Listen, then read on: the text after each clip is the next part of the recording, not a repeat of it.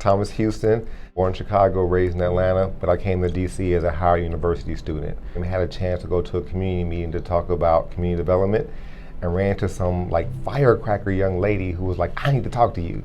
And it just happened to be Talayah. I myself was raised in North Carolina and have made my way to DC after a couple jumps to Houston, Phoenix. It's been really important to me since coming to DC to be involved in my neighborhood. And as Thomas mentioned, we met at a civic association meeting, and ever since we've just been sort of partnering together on projects. I want people to think differently about poverty. And so right now people are thinking about transactional or siloed solutions. And I want them to think differently around systemic solutions and connecting dots. Our mission is really around systemic change. So a lot of community development corporations like ourselves do what we call transactional work. And so it's definitely needed to feed the homeless, financial literacy coursework, but we don't necessarily want to focus on that. We want to focus on creating better systems so a person doesn't need a financial literacy class. And so we're actually looking at more long-term results, or we call behavior change. And for us, we recognize real estate has the ability to be both short-term and long-term solution oriented.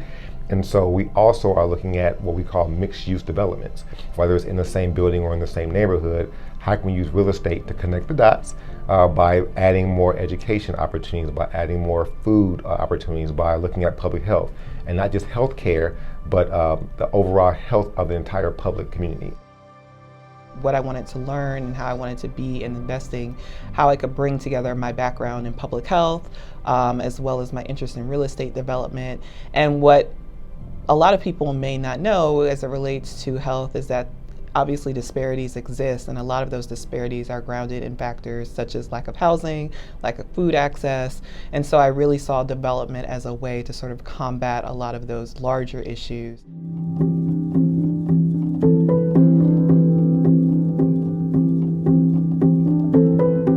Bigger challenges for Black developers is definitely access to capital, particularly around down payments. One of the things that always shows up is even though you see Black families now making more money and being middle and upper class, they can't put that money forward. Black families have to go backwards to grandparents, have to go sideways to cousins, aunts, and uncles before they can put their money forward. And so even though they're making more money, they have less access, less disposable income. And that less disposable income equates to less down payments for development purposes. And so there's a huge hurdle in getting that deposit. And so without the deposit, you can't buy or acquire the property.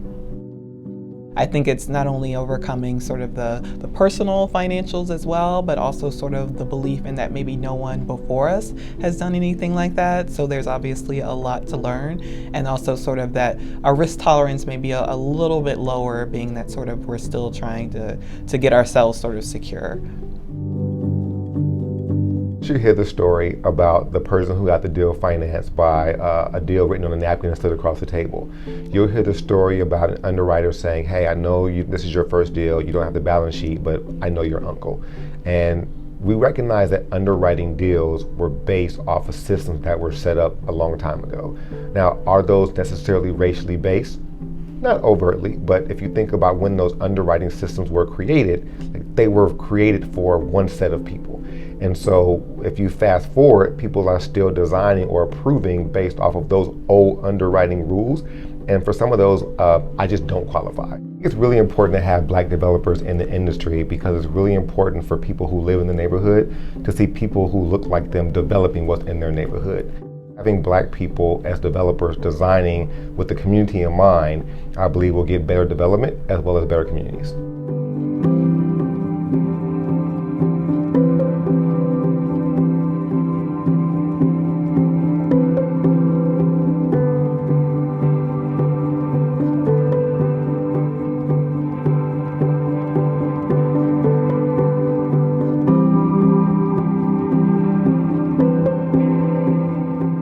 A lot of the work that Medici does around evaluation is around outputs and outcomes.